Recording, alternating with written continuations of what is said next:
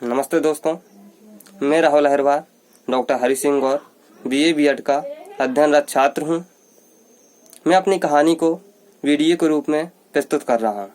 यह कहानी उस समाज की है जहाँ पर आज भी कुछ विषयों को हीन समझा जाता है, जहाँ पर बच्चों को उनकी रुचि अनुसार विषय चुनने की आज़ादी नहीं होती।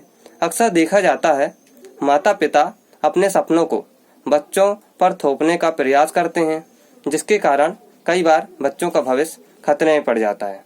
यह कहानी भी इस प्रकार है। कहानी का शीर्षक है डॉक्टर और इंजीनियर ही क्यों।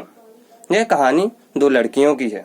केवल 5 दिन शेष हैं स्कूल खुलने की, जिसमें चांदनी एक ब्राह्मण परिवार की लड़की है और दूसरी मोना जो कि एक गरीब आदिवासी किसान की बेटी है।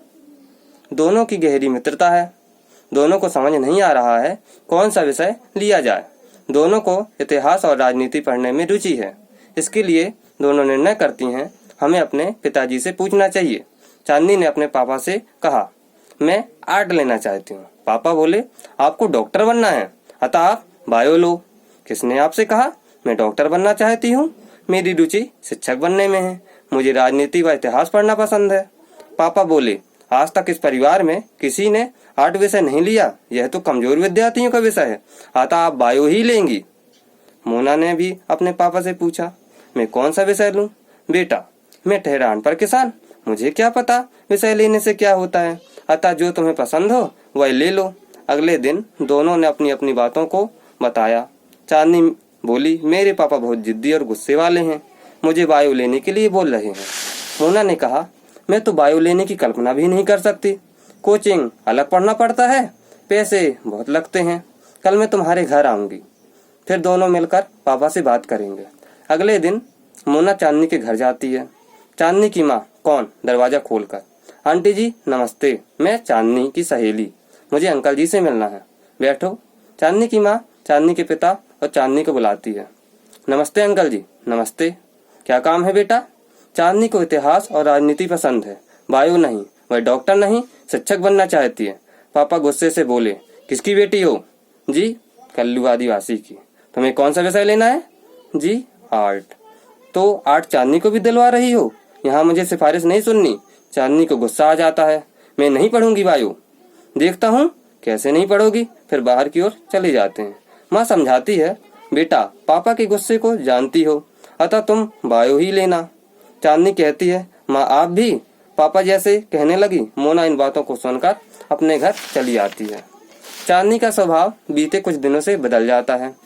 वह अब शांत व घर के बाहर भी बहुत कम जाती है। केवल यही सोचती है, मेरे सपनों की कुछ अहमियत नहीं इस परिवार में। मोना 2 दिन के बाद चांदनी के घर आती है। कहती है, चलो चांदनी, स्कूल खुल गई, तुम जाओ, मेरा सर दर्द कर रहा है। अच्छा दिखाना, तुम्हें तो बहुत तेज बुखार है। वह तुरंत इसकी सूचना चांदनी की माँ को देती है। माँ तुरंत डॉक्टर और अपने पति को कॉल करके बुलाती है। चांदनी की ओर देखकर, बहुत कमजोर लग रही हो, कुछ खाती पीती नहीं क्या? चेहरा भी ऐसा लग रहा है जैसे बहुत चिंता में हो। डॉक्टर बोली। माँ ने डॉक्टर को घर में चल रहे विषय संबंधी पूरी बात बताई। डॉक्टर कहते हैं, मैं बात करता हूँ तिवारी जी से। क्यों इंजीनियर साहब, आप अपनी जिद के कारण अपनी बेटी का भविष्य खराब कर रहे हैं? क्या आप भूल गए हमारे बापूजी, संविधान निर्माता डॉक्टर अंबेडकर जी, पंडित जवाहरलाल नेहरू जी सभी आर्ट के विद्यार्थी थे। कोई विषय छोटा बड़ा नहीं होता, केवल सोच छोटी होती है। मैं कुछ दवाई दे रहा हूँ, खाएगी तो सही हो जाएगी, बाकी आपकी मर्जी। तिवारी जी अपनी बेटी की ओर देखते हैं।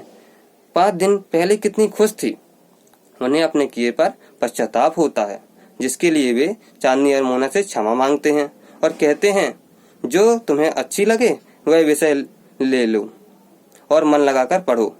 आज चांदनी अच्छी शिक्षक और मार्गदर्शक हैं।